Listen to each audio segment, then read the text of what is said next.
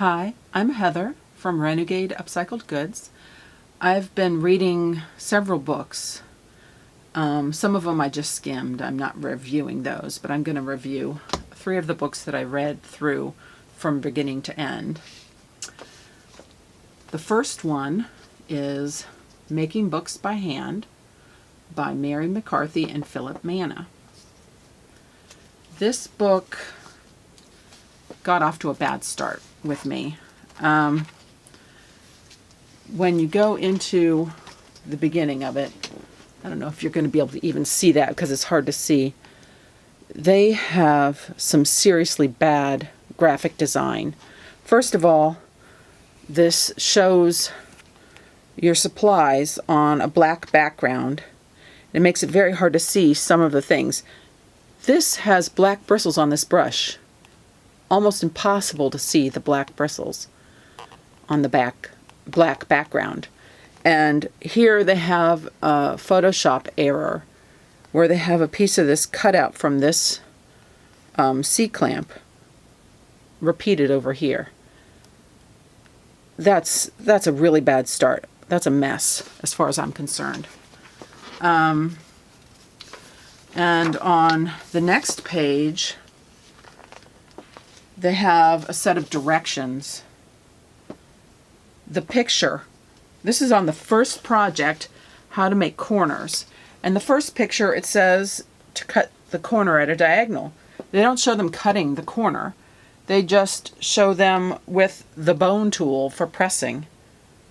And it's the same picture in the next step telling you to use your bone tool.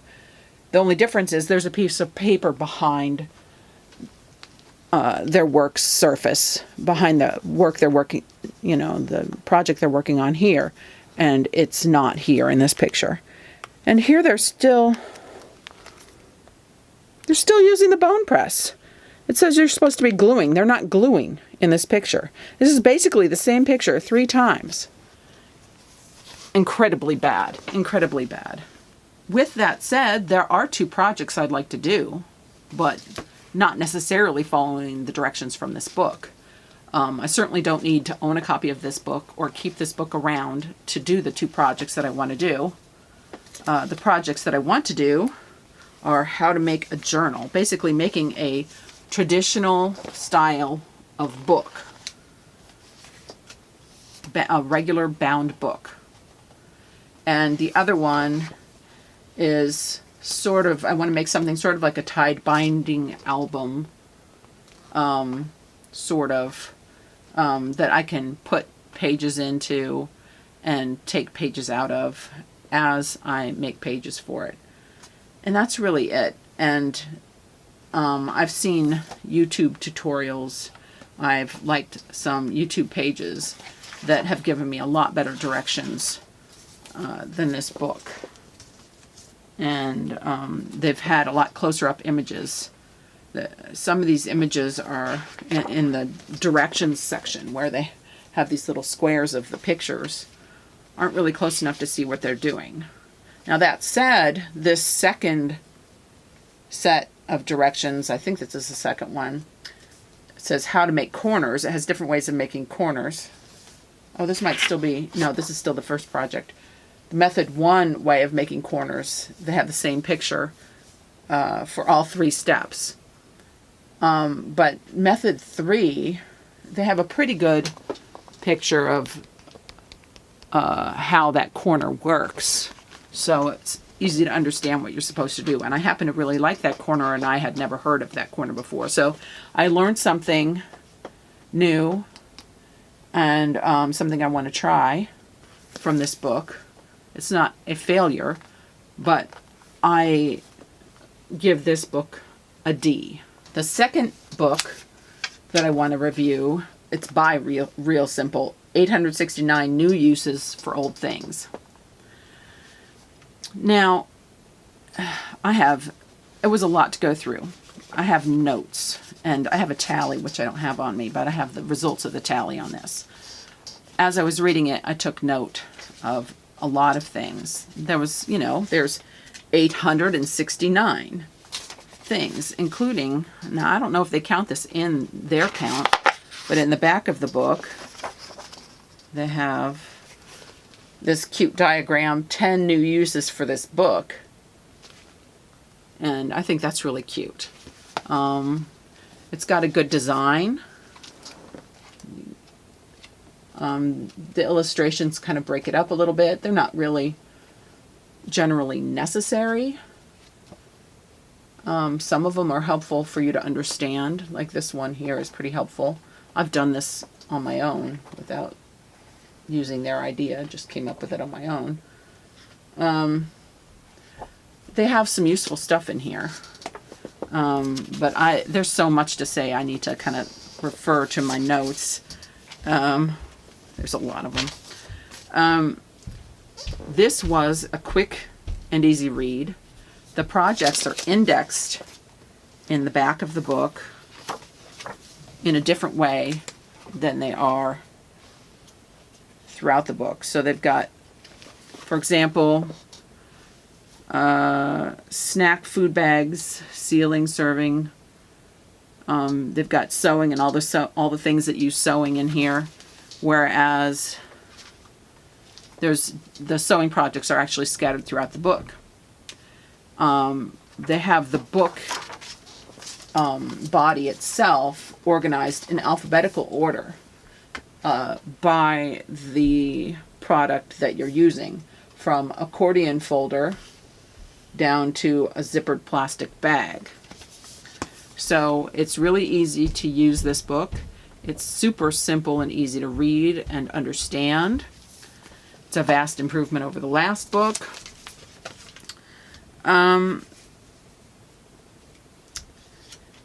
There are a lot of repetitive projects. They have a lot of flower vases, place cards for the table. I mean, who even really uses place cards? I mean, maybe you might do it at the holidays, but I don't know anybody personally who does it at the holidays. So to me, it's not really helpful to make place cards out of all this stuff that you're going to then throw away when you're done with that one day, that one dinner. So the projects don't necessarily reduce waste, which was what I was looking for as an upcycler. The thing is, like, I took a tally. It's on my desk over there, but it's not great. Some of these projects actually waste resources. According to my tally that I took, which isn't necessarily 100% accurate, and it's my opinion, but I would say that about 21% of the projects in this book save resources. 17% are outright wasteful, and 62% break even. It's more about finding different ways to use the things you already have, such as you've had a toddler or baby who's using a high chair, and now you don't need to use the high chair for them anymore because they sit at the table. So stick it in the corner and put your keys on it. That's literally one of their projects. So some of them are just kind of, they're not really projects. They're super simple and easy. I think anybody could come up with those ideas. But who really wants a high chair just sitting in the corner to collect your mail and keys? I suppose, if you want to use it that way for the time being while you're waiting to use it for another child, fine. But there's a lot better uses for a high chair that you're not using anymore. You could share it with a relative who's having kids also, or a friend, neighbor. Donate it. There's so much better ways to use it. And it's not really going to be attractive, having just this high chair in the corner. Other things about this book, besides it being easy to read, repetitive, not necessarily saving resources, that is true. A lot of the projects aren't even new ideas. Not only are they kind of simple and not really projects like the high chair one, but they said use a broom to sweep cobwebs. I already do that. Isn't that part of what a broom is for? Yes, it's meant to be swept on the floor, but I think people throughout time have swept the cobwebs out of the corner of the ceiling with a broom. That's not new, not in any way, shape, or form. Some are an outright bad idea. They suggest using an ironing board as a buffet table. They say, yes, make sure you only put lightweight things on it. It's just not a good idea. If you're having guests, kids, pets, even in regular, like day-to-day life, if you're familiar with ironing boards, you know they're incredibly unstable. You can't leave your iron on them. No ironing board I know of would be safe to use to put even your bags of chips on. So that's just an outright stupid idea. Oh, they had so many suggestions for things to use to depill your sweaters. Not only was it repetitive, but a lot of these things would not be good for your sweaters. Like using Velcro to depill your sweaters. That's how you make pills in your sweaters, is by catching it on things. If you take the hook part of Velcro and start going over your sweater, you are going to make more pills. It's bad advice. That's the majority of the very specific things that kind of give an overall picture of the book, and it tends toward the negative side. However, I don't hate this book. I don't particularly like it either. But it does have some useful ideas. I made a little list of some of the useful ideas from the book. Page 17 has a berry basket to use as a restroom caddy. So they're talking about those little plastic green baskets. You could use it to like put your makeup or other little tubes and things in that maybe fall over easily. That's a good idea. Turning a changing table into a potting station when your kids get older. That can work great if it's like on a porch or someplace protected from the elements. You can't just put it out in your yard and have it survive, though. It'll very quickly deteriorate. You might be able to waterproof it or something. Here's an interesting project that I would like to try to use on my channel, do a little demonstration of, which is something I've already thought of, but they have it listed in the book, and I think it's a good idea. And that's dryer lint clay, kind of like paper mache, but with dryer lint. They have that project that I already made a video for. Oh no, that was the other book. Never mind. They do have this project I've already done. Greeting cards and stuff to make gift tags and things like that. They also say you can use them, I think, for place cards probably. Reuse like condiment bottles, like ketchup bottles, to put your homemade dressing in. That's a good idea. You could use it for all sorts of stuff. Like if you want to make homemade vinegar, you can put it in an old ketchup bottle. They have a lot of uses listed for some things, like a lot of uses for newspaper, rubber bands, and things like that. They also have projects like on page 149, use an empty tissue box to put your single-use plastic grocery bags into. So you stuff them into the box and then you just pull them out. I think the little almost cube-like ones would be best for that. And use pictures from a wall calendar to wrap gifts. That's a neat one I had not heard of before.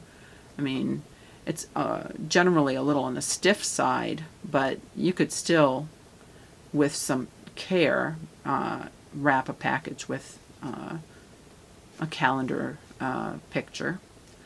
So those are pretty much the the top sort of upcycle type projects.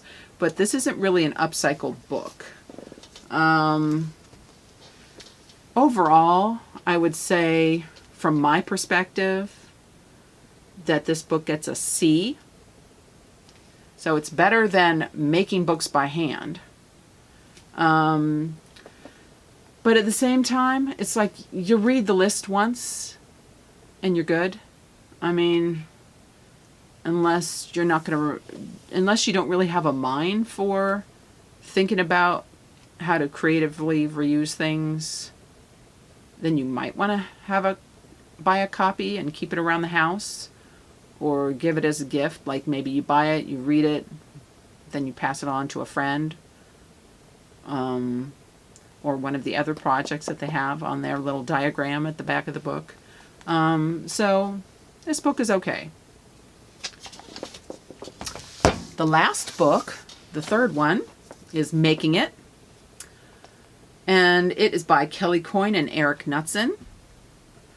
I have a lot of positive things about this book, but it's not all positive. These are all projects. Can you see this? These are all projects from this book that I want to do. So that says a lot.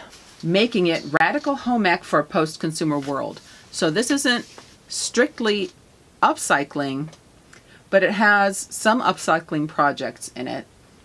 It's all DIY stuff, and really, what I want to say, about being independent, supplying your own needs, and being sustainable about it. So kind of goes along with upcycling, and they suggest doing some of the projects by, upcycling things. There are a lot of projects I want to do. Some of the projects in the book, I feel I need to do more research on my own from other sources before I do them. I have some concerns about their directions. They seem a little bit maybe biased towards thinking if it's natural, it's good. They'll say to use bottled or purified or rain water. So bottled water, purified water, or rainwater. Rainwater is filled with pollutants. I think they live out in California. They should know.